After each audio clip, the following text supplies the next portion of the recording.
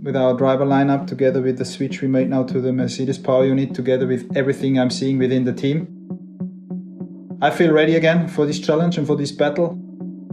Hopefully we can give our competitors again a hard time.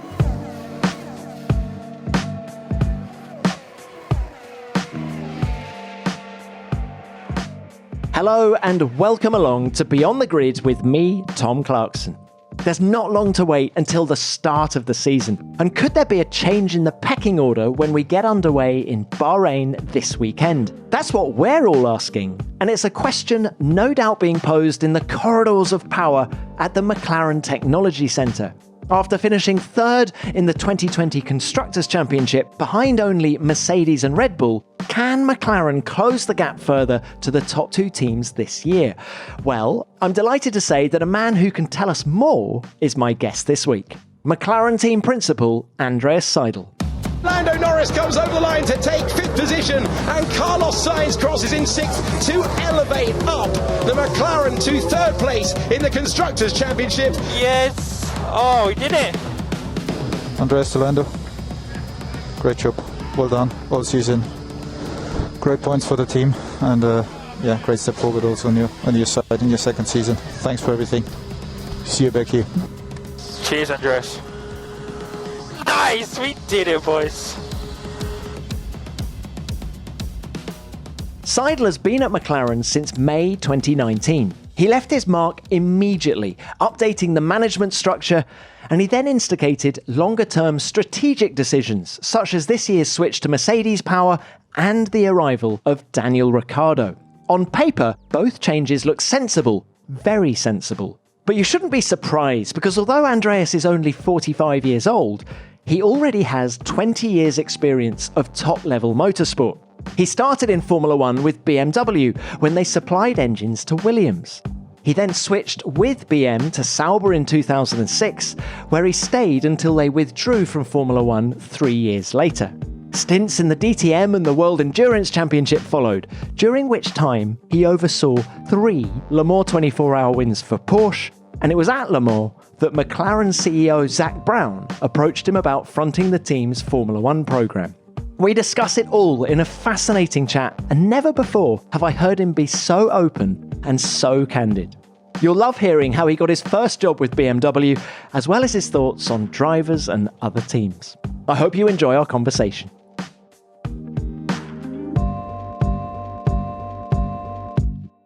Andreas, it's great to see you. First up, where are you in the world at the minute? Are you in Bahrain? Are you in Woking? Are you in Munich? Where are you? No, we were flying back with the team after the test, back to the UK for the final preparations, and then looking forward to flying out again beginning of next week to finally get back to racing again. So, look, that test you referred to, it's been a very solid pre-season for McLaren, hasn't it? What's the mood in the camp right now? Well, as you can imagine, there's only 1 week to go until we finally hit the track again for free practice. So everyone is pumped up, excited to finally get going again.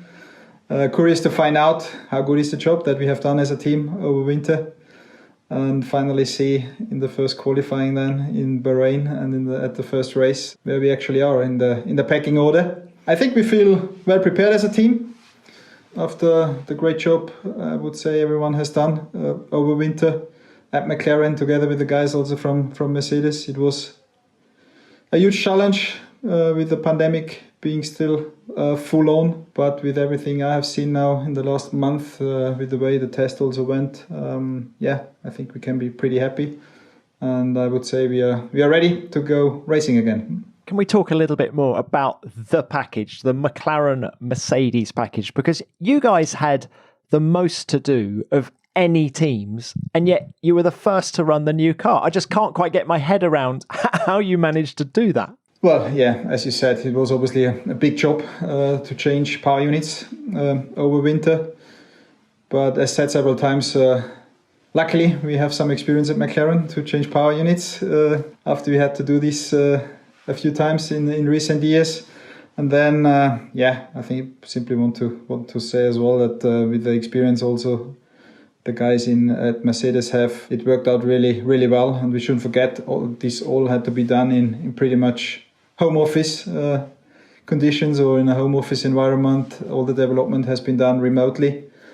But thanks to great teamwork really from between the guys in Brixworth and our guys, we managed to do the job in time. We had a very ambitious timeline because we wanted to leave a bit of a buffer also before the first fire up, before the first filming days and the first test, in order to be able to react in case there is an issue. But luckily, so far it worked really, really well. Everything I've seen in terms of the integration of the Mercedes power unit. But at the same time, we are still, let's say, also, still have a lot of respect of the challenge still.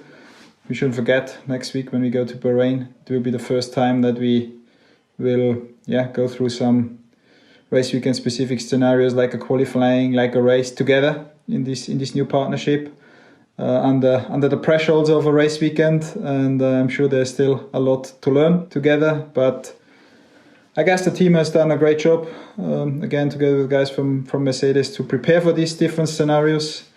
We could pretty much tick all the boxes we had on our list going into the test in Bahrain last week. So also here we feel prepared and curious to see where this actually ends up. And were you surprised by your reliability during the test? Because over 3 days you did 327 laps, which is huge. And was that more than you were expecting, I suppose? I wouldn't say surprised because obviously I've seen the thorough preparation the team has done in order to make sure we have a good test. And with seeing how the fire up went, how the filming days went, we felt quite prepared. And in terms of number of laps compared to our competitors, I don't think we did a huge number of laps compared to some other teams, but we went to Bahrain to the test with with some clear objectives and with a test program which had the right balance between doing enough number of laps to make sure we're on top of the reliability of things, but at the same time we had a test program lined up which ensured that we could do a lot of test points, which also meant that we had to do some changes on the car, which took some time, which didn't allow us, let's say, to do more laps. But looking back now at these 3 days, I think we could, let's say, complete the program as it has been planned. And therefore, we were all very happy when we left the track on Sunday night. Talking about those test points, are people making too big a deal of your diffuser solution? Well, headlines all over the place. I would say that's something we will find out in the next weeks and months. It will be interesting if others will follow, if they see the same potential that we have seen when we developed this solution. Just can say huge congratulations and hat off to our aerodynamic department, let's say, who developed this solution. We are convinced it's the right way to go in order to maximize, let's say, the potential of the regulations. But again, in the end, the only thing that matters is the lap times. We will see from the first race weekend onwards, and then I think let's review again in a couple of months. Was innovation like that in the DNA of the team, or has it been something that you've tried to instill? I guess it's part of Formula One, part of the DNA of Formula One as well, part of the DNA also of McLaren. Also of McLaren, when we look back at things like FDuct and so on, to always try to find solutions that are not mainstream, innovative solutions. Of course, we try to encourage our people a lot to go aggressive with developments, to find solutions that are not mainstream. At the same time, that's obviously easily said, but not easily done. There's a lot of brains working hard every day in order to find such solutions, and it's obviously great to see that when you hit the track first time after winter, and you actually see that we have found a unique solution. And so that leads me to goals for the season. What are they? For me, it's simply important that we simply continue the journey we are in at the moment at McLaren. For me, the goal is clearly, again, to get closer to the Red Bulls and Mercedes cars in front of us, something which we also managed to do last year. In order to do that, we simply need to make sure we make the next step, again, as a team, the way how we work together. We need to make the next step also with the understanding of the car and the development of the car. And then, obviously, in terms of positions, the target is clear. We want to fight at the front of this battle again, where we have been in last year. I think we need to be realistic. That will be the battle we will be in again. We have a lot of respect for all the competitors we were fighting with last year, and they have the same ambition that we have. They have the same talents on board that we have. But together with our driver lineup, together with the switch we made now to the Mercedes power unit, together with everything I'm seeing within the team, I feel ready again for this challenge and for this battle, and hopefully we can give our competitors a hard time. Can use opportunities when they come up also to fight higher up, to beat one or the other time, maybe a Red Bull car as well or a Mercedes car in case there are opportunities. And that's how we tackle this season. And do you think the regulation stability means that the whole field is going to be closer together in 2021? Difficult to say at the moment. I think if you look at the picture we got from the Bahrain test, which was not easy to get a clear picture, I think we will clearly see again the Red Bull cars and the Mercedes cars in front, but probably a bit of a margin again. But then with everything we have seen behind, I think we can expect a battle of six or seven teams, which is quite close, which is again within a few tenths, which is great for the fans, great for the show. Great for us as long as we are on top of that battle. Stability of the regulations, not sure really if we can talk about stability. Of course, there's some elements of the cars that have been frozen, which could lead into simply having the same packing order again compared to last year. But on the other hand, the changes we have seen on the aero side, especially at the rear of the car, on the aero regulation side, they actually meant that it was quite a bit of a reset, and each team had to do quite some aero development over winter in order to try to get some downforce back. And it will be interesting to see how everyone, let's say, was coping with this challenge and what that means in the end for the packing order also. Now, Mercedes have come out since the test and said that Red Bull are the team to beat, certainly at the first race of the year. Is that how you see it? Well, I don't give anything on all these comments that I'm reading at the moment. In the end, we have to wait for the Bahrain qualifying and the race to see where everyone is. I expect Mercedes to be back at the place where they have been last year. I would hope for the fans, for Formula One, that we actually see a good battle between Mercedes and Red Bull at the front. I hope also that the gap to the other teams then, including us, is closer than last year, because also then it would simply mean there would be a better show. We would be closer to taking opportunities when they come up. We would be more often in a position to maybe fight for a podium spot. That's what I'm hoping for. Before we hear more from Andreas, here's a heads up to complement your F1 diaries that you don't want to miss. Expo 2020 Dubai and Formula One are thrilled to invite you to join the making of a new world. Kicking off on the 1st of October 2021, Expo 2020 brings you 182 days of what's next in art, music, food and tech. A global gathering dedicated to bringing together people, communities and nations. It will build bridges, inspire action and deliver real-life solutions to real-life challenges. There will be something for everyone to enjoy. Techies will be able to experience the possibilities of a truly connected high-tech world, from autonomous vehicles to space travel, as they witness the latest innovations and breakthroughs and take a glimpse into the future. Entertainment fans will be wowed with up to 60 live shows each and every day. And foodies will be pleased to know that there will be cuisines on offer from every corner of the world. World Expos are a global celebration, and this is the first time it will have been hosted in the Middle East, Africa and South Asia region, so make sure you don't miss it. Join the making of a new world. To plan your experience, visit expo2020dubai.com. Lando, the gap to Hamilton was 4.8. I think that's a podium, mate. I think that's a podium. Yeah, boy! Daniel Ricciardo for the first time since 2018, and Monaco is going to get back onto the podium. Is that a podium? That's a podium. Yeah, nice shot, mate. It's a podium, Daniel. Thank you. Stop it. I gave him 10 seconds. I said you'll start laughing within 10 seconds. I don't want to. Okay. Let's talk drivers. Daniel Ricciardo new to McLaren this year. What are your first impressions of him? There's a reason why we wanted to get him on board, why I wanted to have him on board. The most important thing for me, obviously, is speed in qualifying, speed in the race, and the way how he's going racing. And with everything I have seen so far, there were no surprises. So I'm really looking forward to go racing with him now from next week onwards, because he's a reference we were missing in the team. He has shown in the past that he can win races if he has the right material. And I think he will be key for us to make the next step also as a team. He will be very important also, a good reference for Lando's development as well.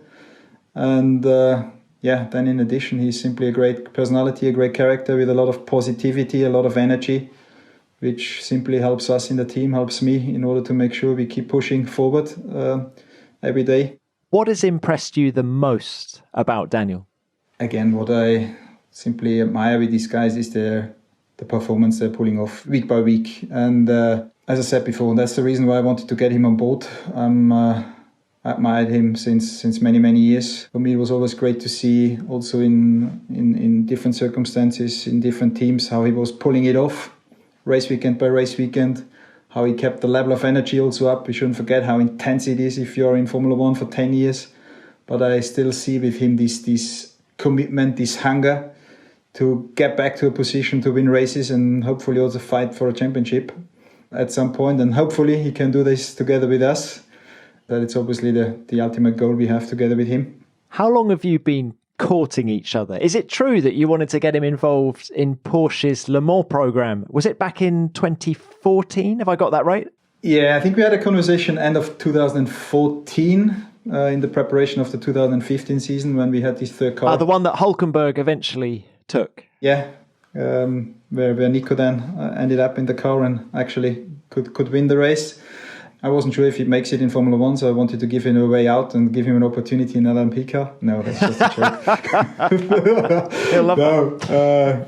I knew he was interested in doing it, but at the time it didn't work out because he didn't get the allowance from Red Bull side to do it, because I think it was his first year being at Red Bull, and Red Bull wanted at the time his full focus on the Le Mans project. But already there, I followed quite closely what he was doing in the different cars he was in already at that time, and I always admired his on and off track performance. And have you tried to get him in the team before now?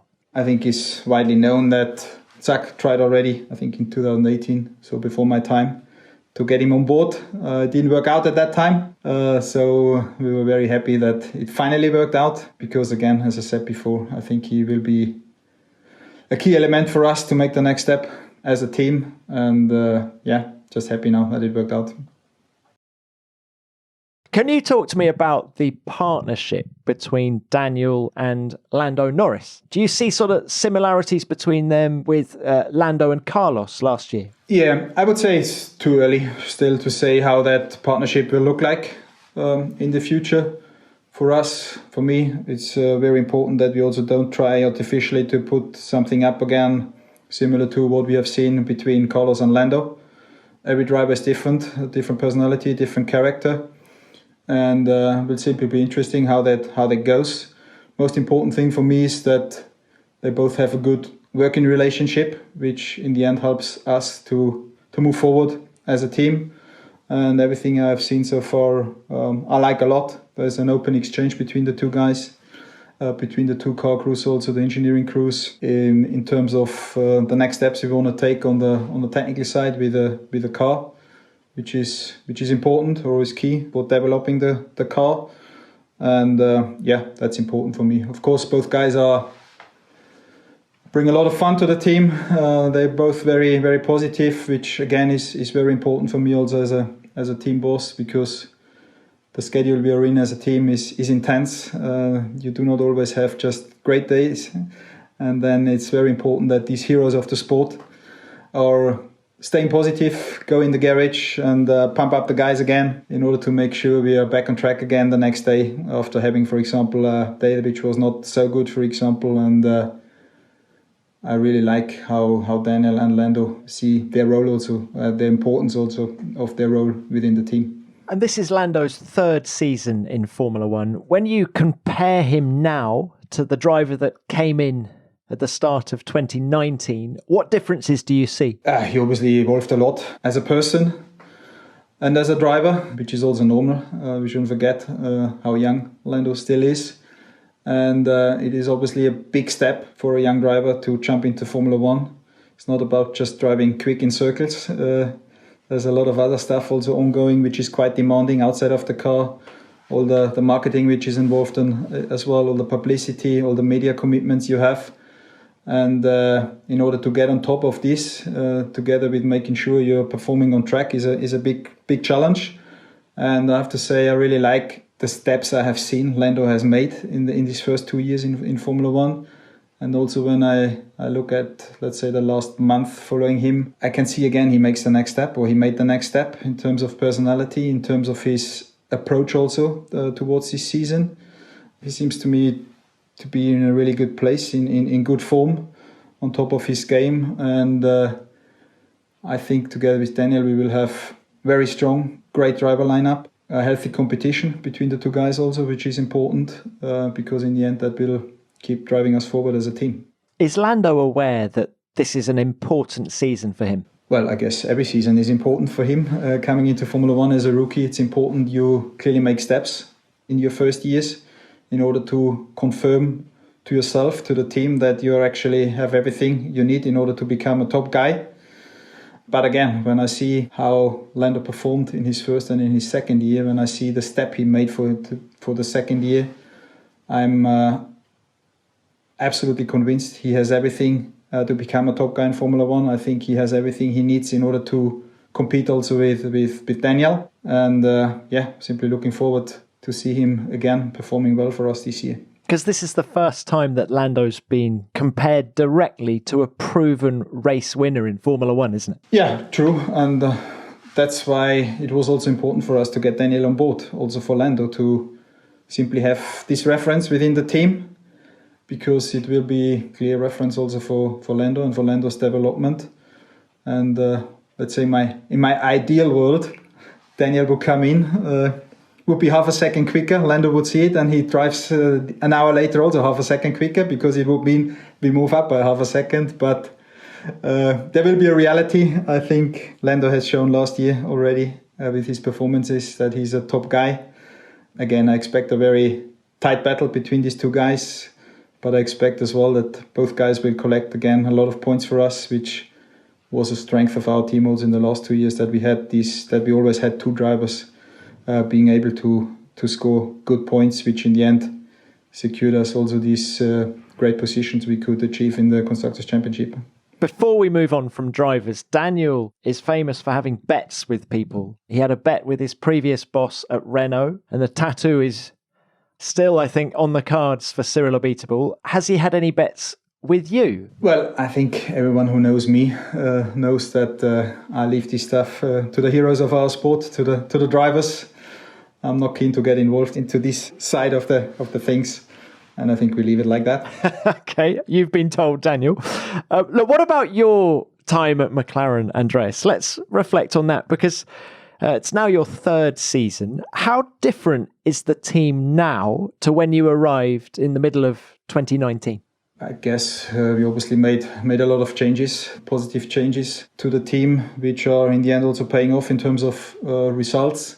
When I look back, it was simply important, after Zak started already kind of a reset to the team the year before, that I also have put up straight away, let's say, a clear structure with my leadership team, because I definitely saw that clear leadership, a clear structure was missing, and I'm very happy with the, let's say, traditional organization I have in place now at McLaren. I have a great leadership team with James Key as technical director, with Andreas Seidl as racing director, and with Piers Thin as operations director. And it was simply important in 2019 to work out as a team, together with my leadership team, together with the entire team. Clearly, where we see the deficits within the team, was important to work out as quickly as possible a clear plan of how we want to reduce these deficits in the next years, and compared to the teams that were running in front of us, a clear plan of how we want to get back to the front in Formula One. From then onwards, it was simply important to put these different steps in place. And I'm happy with what we could achieve already in the last 2 years in terms of the steps we could make. But at the same time, it's also clear we still have a long way to go. It's important that we need to get, let's say, our infrastructure in place, which then hopefully, or which should bring us then to a level playing field with the teams like Mercedes, Red Bull or Ferrari.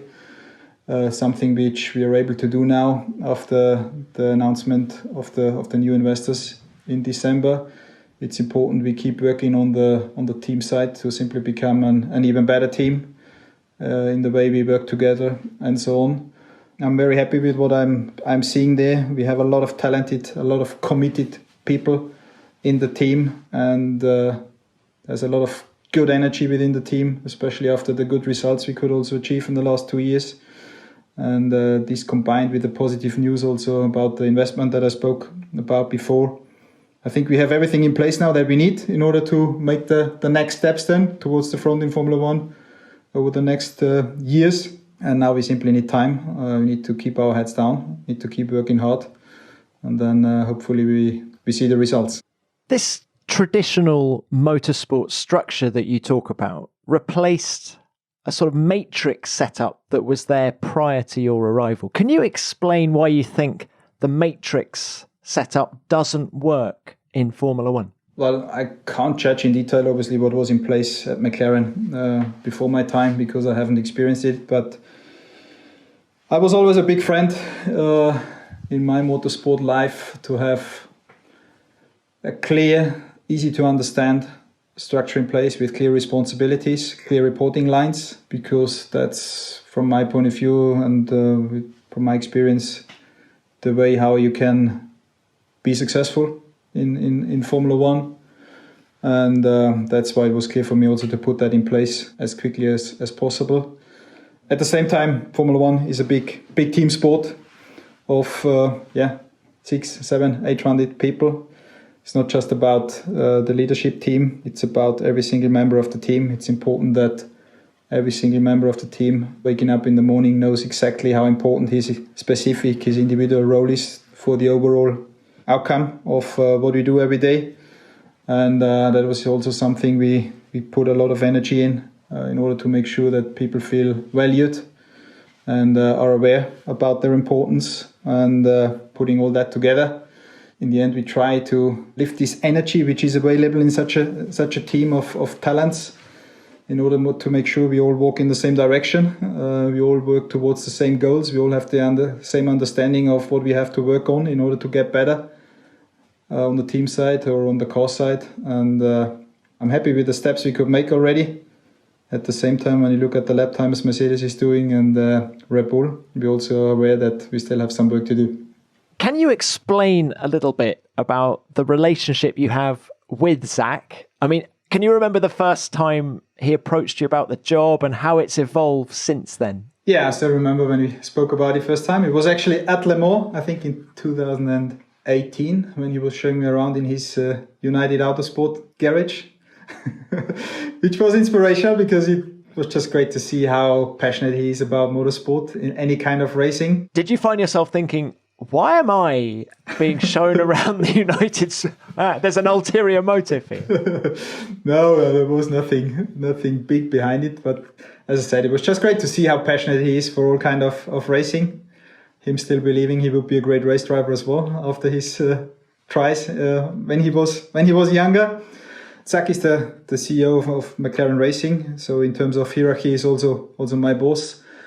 He takes care about everything on top of us.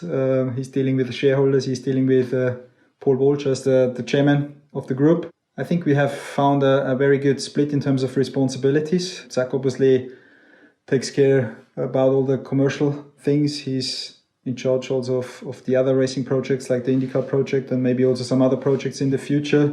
And what I simply like is the way how we deal with each other, how we work together. It's a partnership with a very good and open, transparent working relationship. We have a lot of exchange on different things, and it's simply great to see that we are quite aligned in how we see things. And For me, it's important. He gives me the freedom and the support at the same time in order to do, again, things like how I want to do them. That gives me the possibility to bring also in my experience, my style of how I want to lead the Formula One team.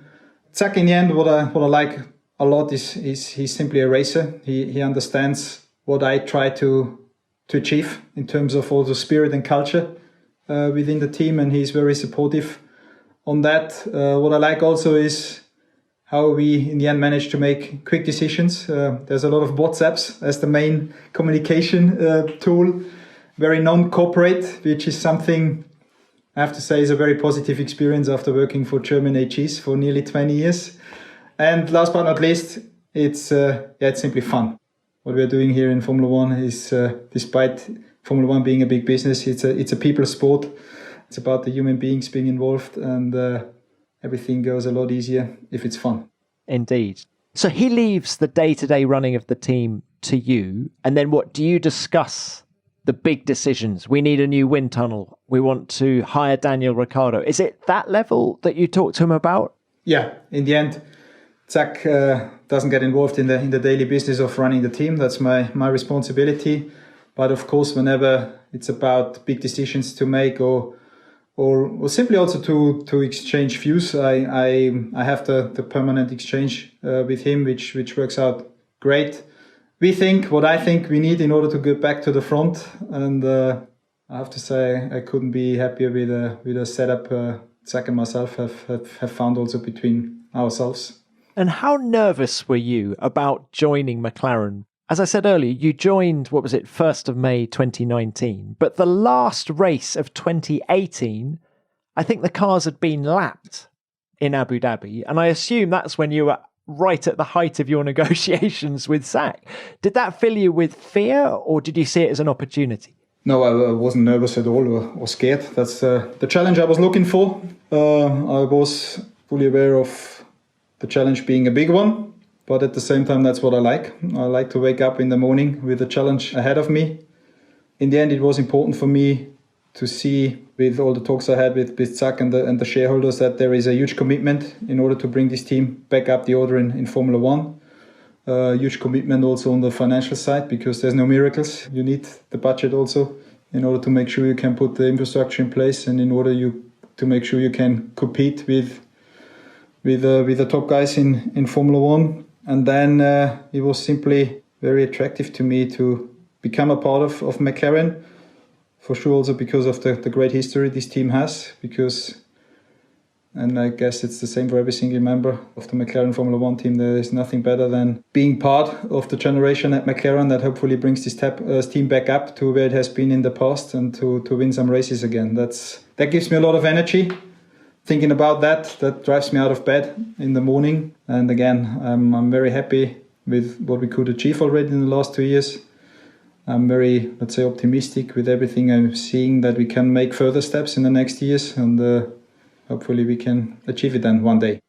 And how much pride do you get in managing McLaren? Does it mean more than if you were managing another team? Obviously, I'm very proud to be a member of the McLaren Formula One team, and I'm very proud when we can achieve results like we could the last 2 years. But it's not about myself. In the end, it's about the results we are achieving as a result of a big team effort. For me, the greatest reward after a good race weekend or after a good season is to see all the boys and girls of McLaren smiling in the garage, seeing them that they are happy with what we could achieve as a team. That gives me the energy to do 23 races a year. That gives me the energy to accept some compromises on the private side in order to make sure you can put in all this hard work. And that's what drives me. Andreas certainly knows how important it is for him to invest his time and energy in the right things, doesn't he?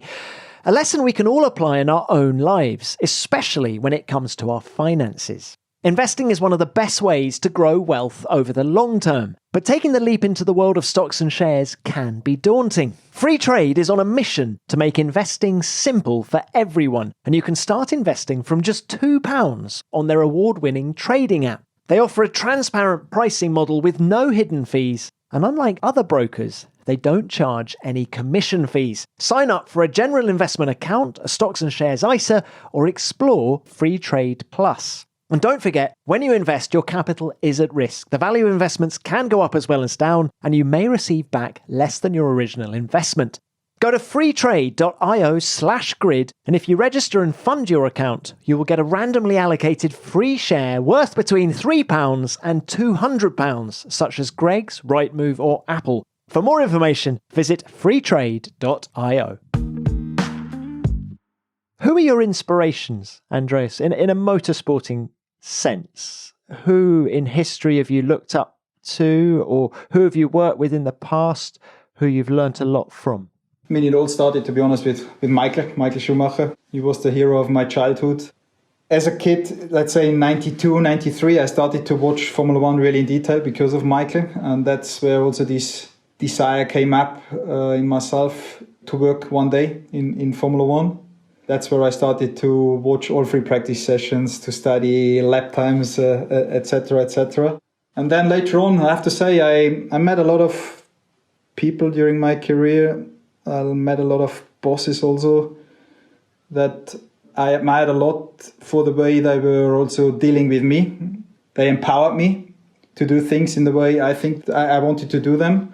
They gave me a lot of freedom and support at the same time, which allowed me always to perform and also to show that I can actually contribute. And that's something I try a lot also with my leadership team, with my people, and that's something I want to have throughout the team is empowerment, trust, because that's how people have fun going to work. And for me, it's very important that you have fun when you go to work, because again, you can't do 23 races, you can't do the extra miles every day if it's not fun.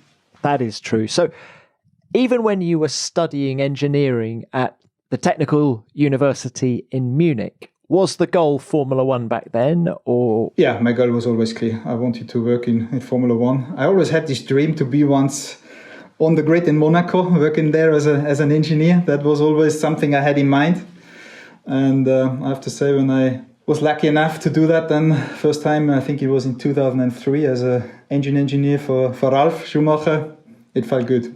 I'm sure Monaco is special. It's unlike anywhere else, isn't it? Tell us a little bit more about that. So you were working for BMW at the time. Of course, it was BMW engines in the Williams. How did that opportunity come about with BM? Yeah, quite a funny story, actually. I was still studying mechanical engineering at the Technical University in Munich.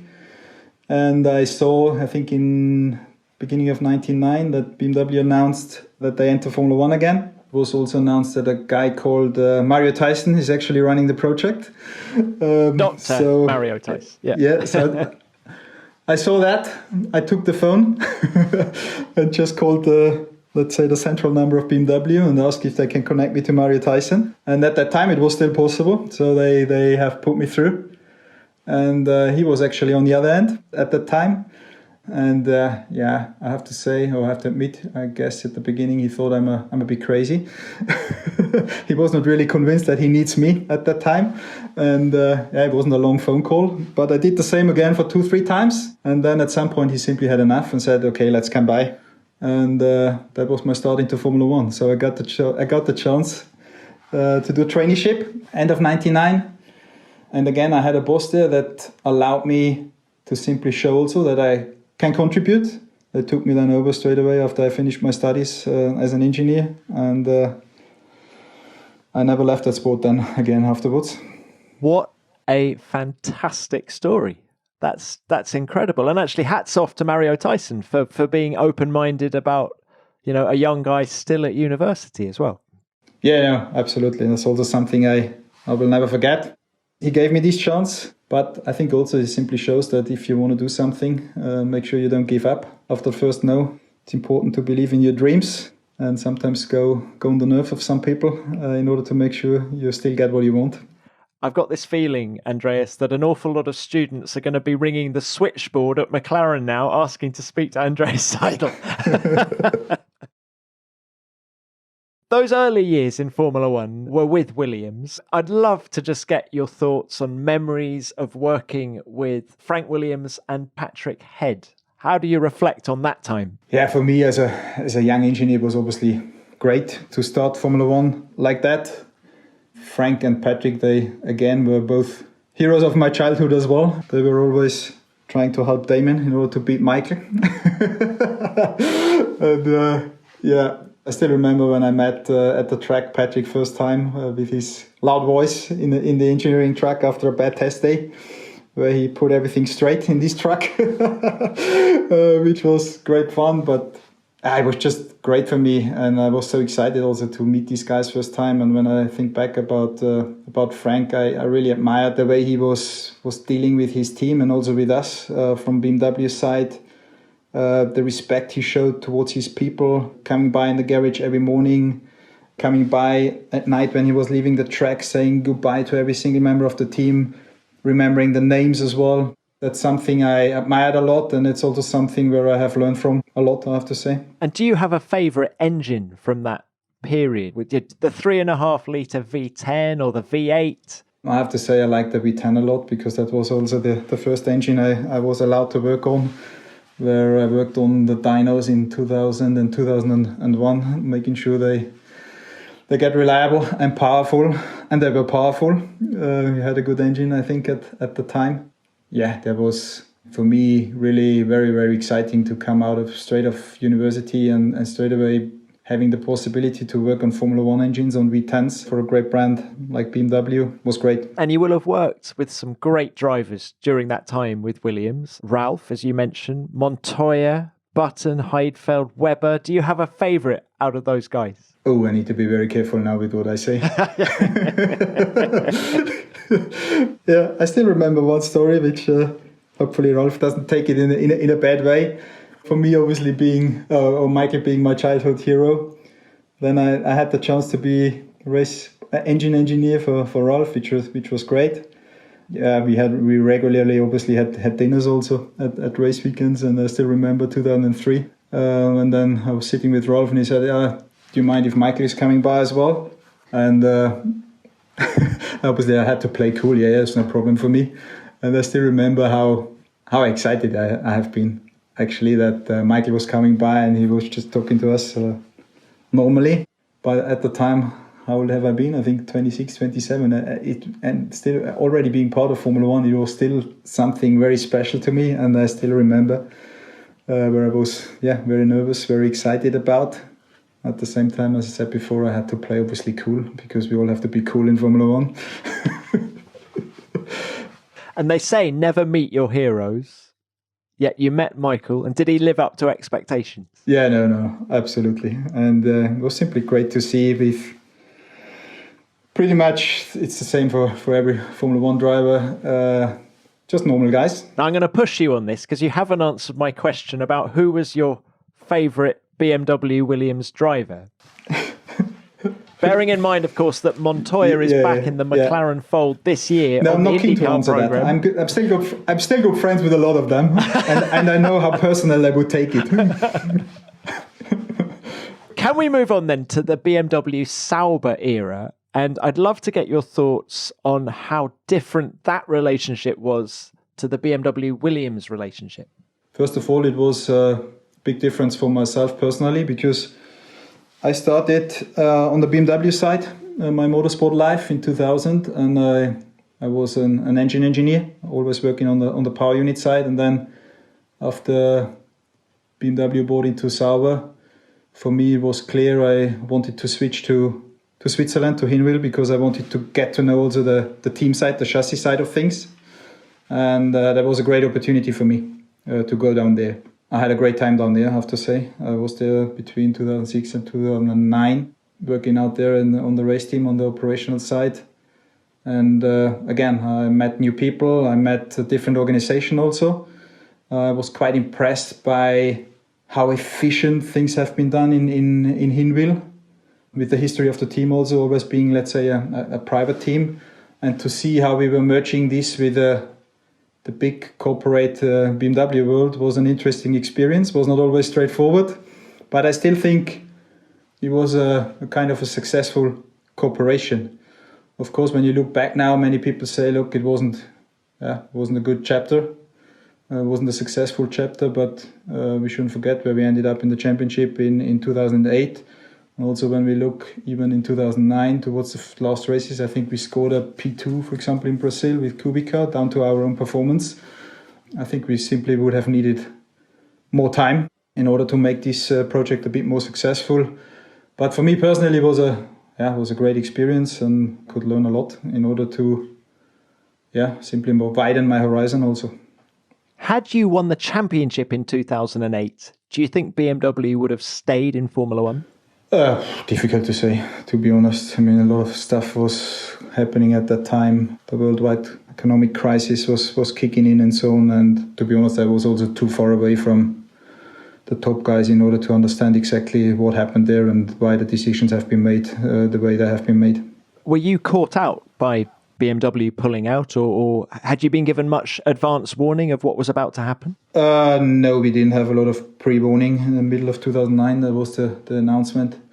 It was a big shock for me, I have to say, being part of Formula One, being part of that bubble also. Suddenly finding yourself in a position where the project ends and not knowing exactly what happens next was a big shock for myself as well. And I have to say also at the beginning of 2010, I wasn't really sure if I can survive without being in Formula One. Luckily, again, Mario Tyson gave me the chance to run the operations side of all the touring car and GT projects done at BMW Motorsport, which, again, I wasn't sure at the beginning if that's really what I wanted to do. But looking back now, I think it was, for me, one of the best experiences I probably could make, to see different categories, to see also how you can be successful with what I have learned in Formula One by applying it to other categories. It was a lot of fun, I have to say. It was a shock the first 2-3 months. I thought I will not survive that, because coming out of this fancy Porsche Formula One paddock, suddenly ending up in at the Nürburgring, at the Nordschleife, 24 hours is a different experience. But once I got my head around this, I have to say I really enjoyed it, and it was so great. Together with also some other Formula One people from the BMW times, to mix ourselves with the experienced and successful GT and touring car people. It made us quite a strong team, and we could actually celebrate a lot of success then together with the 24 hours of Nürburgring in IMSA with the M3 GT at Le Mans. And then, the next interesting chapter came up, or project preparing the DTM return of BMW for 2012. 2021 may not have started off as we'd all hoped it would, but there's still plenty we can do to try and make this year better than the one before. And if you've been feeling a bit stuck in a rut, then why not set yourself a challenge, or perhaps learn a new skill that's long been on your to-do list? And if learning a new language is something you keep putting off but have always wanted to master, Babbel can help. Babbel is available as an app or online and teaches you through interactive dialogue. Lessons are created by real-life language experts, so you learn useful vocabulary and not meaningless phrases. There are 14 different languages to choose from, including French, Spanish and German, and they've recently launched their own learning podcast, which means you can brush up on your new language while on the go. Right now, Babbel is offering our listeners 6 months free with a purchase of a 6-month subscription with the promo code GRID. Go to babbel.co.uk/play and use the promo code GRID on your 6-month subscription. That's Babbel, BABBEL.co.uk/play, promo code GRID. Right, let's get back to the final part of our chat with Andreas.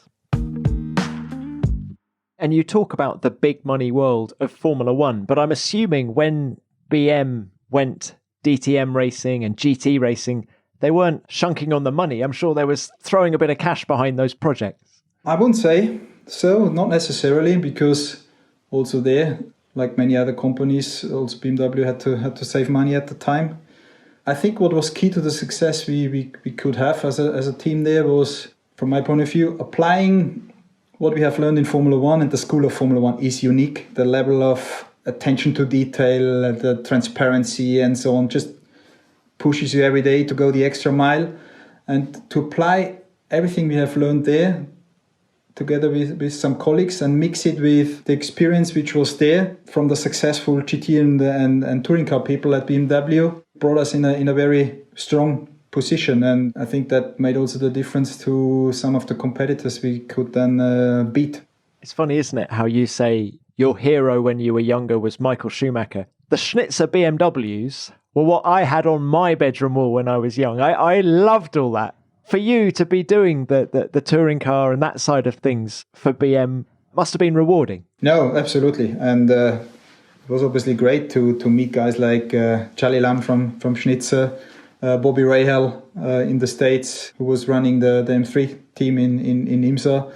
Yeah, that was again a great experience. I was meeting great people, a lot of committed people, loving, let's say, their projects, their jobs as much as we did. And it was, I think, a unique experience, and simply showed me also that there's not just the Formula One way to do things.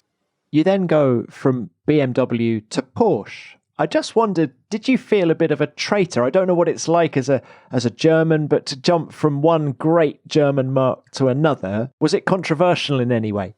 I wouldn't say it was controversial. For me personally, obviously, it was a big step, because if you work for one company for 12 years, it's not something that you take light. But it was a unique opportunity for me, joining Porsche right at the beginning of the LMP project. And let's say the prospect of going to Le Mans to this iconic race with a brand like Porsche, the record winner there, was just a unique opportunity. And to have the possibility to be there from the first hour onwards, to have the possibility to be employee number one of my racing team, yeah, was great. And looking back at these years there, we had a sensational team there, again with great people, committed people, that were all loving the brand of Porsche. They were loving to go to Le Mans, fighting for the overall victory there. And if I look back now at this chapter, it was a great chapter of my motorsport life. Tell us a little more about Le Mans and the pressure that comes with it. Are you the kind of guy that doesn't sleep during the Le Mans 24 hours? During the race, yeah, definitely. There's no time for sleeping. Le Mans is... And you're just getting through on adrenaline. No, you just get through with the pressure, with the adrenaline. I have to say, Le Mans, when I just think about it, I still get goosebumps, because first of all, to drive into this iconic paddock every morning as member of the Porsche team, knowing you fight for the overall victory with the big ones in this endurance sport against Audi and Toyota, was just unique. Seeing all these Porsche fans down there cheering for us was great. And then to get through these 2 weeks down there with the team, because we shouldn't forget the Le Mans race is not just a weekend. The Le Mans race goes over pretty much 2 weeks, and as soon as the second week starts, you do not really see the garage down there as a garage anymore. It feels a bit more like a cage. Together with your team, you go through such a roller coaster of emotions through these 2 weeks. You arrive then on Saturday morning for the warm-up, physically already completely dead, and then you know that you still have around 30 hours to go. That is a unique physical experience as well. There's obviously a lot of pressure also, a lot of expectations from the Porsche fans worldwide, from all the Porsche employees, from the Porsche board members, in order to do well, because it all seems so easy from the outside. They come on Saturday morning to you, they clap on your shoulder saying, "And we win it again." And you just say, yeah, for sure. But at the same time, you know how difficult this race is, how difficult it is to just survive it, despite, let's say, the best preparation, because you simply need a lot of luck as well to make sure you don't have any incidents on track, to make sure the cars run reliable. But then to be in a position and have the luck also to win it 3 times in a row as a team, was very, very special. And how good was that 919 hybrid? I look at that car and just go, a thing of beauty, but under the bonnet, how sophisticated was it compared to what we use in Formula One now? Well, I would say in terms of technology, it was probably even more complex than a Formula One car. It was an all-wheel drive car, a very powerful car, very sophisticated, and it was quick. I have to admit, when I saw these type of cars first time, I was wondering how we will ever manage to get these cars reliable for 24 hours. I have to say also we hardly did in testing, but somehow it worked always out on a Saturday and Sunday then at Le Mans. But it was a great era, I would say. These years we were taking part down there as a Porsche team. Always something I will look back with a lot of good memories. And could you see Porsche in Formula One going forward? Did it ever get close when you were working for them? Well, I don't want to speak too much about Porsche and Formula One because it just gives headlines. It would simply be great, obviously, if they would come back to Formula One. But again, that's all speculation, and I think these questions are better addressed to the people responsible now at Porsche. You're not going to answer that, but I can imagine one of the first people they're going to call if they do, I'm speaking to right now. Andreas, what a phenomenal era for you, that whole Porsche situation. But even when you were winning Le Mans, dominating, did you still want to come back to Formula One? Was that still an itch that you wanted to scratch? Yeah, I always had this goal to get back to Formula One and being in charge of a team. For me, Formula One, after my 10 years being in Formula One with BMW, felt unfinished business, to be honest, because I think we had a lot of ingredients in place, including the budgets, in order to fight for a championship and fight for more victories. But for various reasons, we didn't manage. And I have to be honest, that is still something that hurts me a bit. Every morning I wake up, and hopefully that's something, together with the team, I can correct for myself in the next years. Formula One is the pinnacle of racing, and to take part in Formula One, being part of the McLaren Formula One team, is something which I'm very proud of. I'm willing to put a lot of energy in together with the team in the next years, trying to get back to the front again in Formula One. And you've spoken already a lot about the spirit at McLaren, the team spirit, but is the MTC an inspirational place to work? Yeah, definitely. I think everyone who has been there probably still remembers the first time he has seen that place and he has entered that place. I mean, just if you walk down the boulevard, seeing all these great cars. Can I ask you a cheeky question? Everyone else has gone home for the evening. Have you ever walked out to the boulevard and just gone and sat in Senna's MP44 when no one else is looking? No. Because I've always wanted to do that every time I go there. I treat these cars with a lot of respect and dignity, and I would never jump in such a car myself, risking that I break anything when jumping in or whatever. A lot of people listening to this will want to know, how important is the cost cap that's come in this season, 2021? I guess it's not a secret that we were very supportive and pushing for this cost cap to come into place. Because when I look back also and compare with where Formula One has been 10 years ago, what simply happened over the last 10 years is this big gap developing between the big spenders at the front and the rest of the teams in the paddock, which simply led to a situation where for a team like us, you couldn't do Formula One anymore in a competitive way and in a financially sustainable way. And we're very happy that this budget cap is now in place, because it will ensure us that, first of all, we get to a level playing field with the formerly big spenders in Formula One in the future, and ensures that we can do Formula One in a financially sustainable way. Still, that's not a guarantee to get back to the front. Mercedes, Red Bull is also where they are, because they simply do a better job in terms of how they are organized, in terms of how they work, how they develop cars. But I think the budget cap is one important key element in order to get back to the front. How does a $145 million budget cap affect the day-to-day running of a team like McLaren? Are there obvious changes compared to last year? I mean, maybe your coffee intakes had to go down a bit, Andreas. I don't know how. How does it work? Yeah, no, it changes definitely the approach within the team. First of all, also for a team like us, with the budget we had in place in the past, it was too high compared to where we have to be now to get to the cap. So first of all, it meant for us that we actually had to find costs, find savings in order to be at the cap this year. Of course, the magnitude is a different one compared to the big spenders, but still it was a challenge with a clear focus to make sure we protect as many jobs as possible and find savings somewhere else. And in the end, what does the cost cap mean for every single member of the team? We simply have to make sure with every decision we make that we always look in detail about is it worth spending the pound for this specific, let's say, development, or is it better spent somewhere else? Key is efficiency in the future.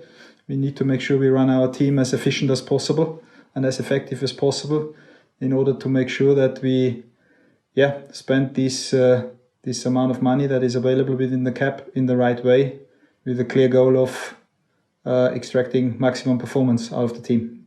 And will we see less aggressive development across the board, not just at McLaren, but are all teams going to have to do less development and be a little bit more selective about what they do and how many upgrades they bring to the car? I wouldn't say you will find a less, let's say, aggressive development. I think it just needs to be more focused. You just need to make your decision.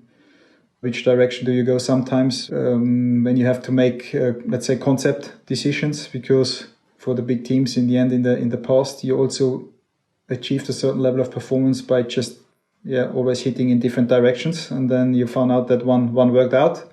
And I think in the future, you simply need to make this decision earlier, which direction you want to go, which direction you do believe in.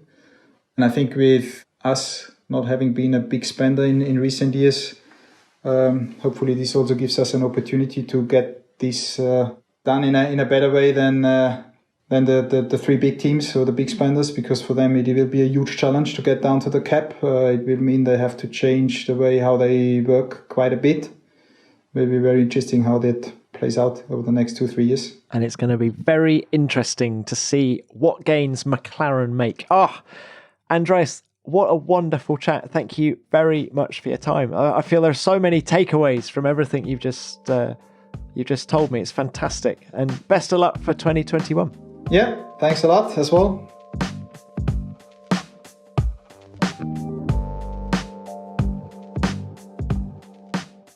Wasn't Andreas fantastic? There are a number of take-home messages from that conversation. First, he is consistent in his praise of the team. Everything comes back to the greater good, and you sense that no individual is bigger than the race team. And second, he's a true enthusiast. His passion for racing and for Formula One in particular comes through in what he says, and you have to assume that passion permeates through to the rest of the team. Andreas, many thanks for your time. It was great to chat, and good luck for the season ahead. And thanks too to McLaren for their help in setting this up. And it's the regular call to arms now, because I'd like you to send me any stories like chance meetings or observations that you have on Andreas, and I'll read out the best ones next week. Send them to me at TomClarksonF1 or use the hashtag F1BeyondTheGrid. Which brings me onto what you sent in about Checo Perez after last week's show. There were some crackers, of which here are a few. Paul Harrison said, "We met Sergio in an Indian restaurant in Brackley a couple of times on the Saturday night before the British Grand Prix. He was always really down to earth, really friendly, and we had a good laugh with him. And I couldn't get over the fact he was out having an Indian the night before the Grand Prix." Well, Paul, that's a great story, and I'm sure Checo was hot in the race. And Majo Celis, I hope I've pronounced that right, says, "I once was at a pit lane walk in Mexico. You can imagine what it was like, waiting with hundreds of others for a photo opportunity or a chance to get an autograph with Checo. I was carrying my Mexican flag so Checo could sign it. When he got closer, I shouted as loud as I could, 'Checo, sign my flag!' He stopped, and with the warmest eyes and the biggest smile, he asked, 'Where's the flag?' I was able to give it to him, he took it, he signed it, and we even exchanged some words. He is genuinely proud of being Mexican and was so glad to sign a Mexican flag." Well, that's a great story, Majo. And Checo is never on better form than when he's racing at home. And let's do one more, Maurizio Goitortua, who says, "Our family was in Guadalajara eating breakfast at a street food cart called Tortas Profe, when all of a sudden an SUV pulls up and out comes Checo Perez. Super nice, got his food, took some pictures with everyone." Thanks, Maurizio. That is another great story, and it simply highlights what a great guy Checo is. Let's all wish him well with Red Bull this year. I absolutely loved reading those and all the other stories you shared, and I really hope you've enjoyed today's episode, and please keep sending over your feedback because we love it. Well, I'll be back next week with a bit of a fan favourite, so see you then. Beyond the Grid is produced by F1 in association with Audio Boom. Until next time, keep it flat out.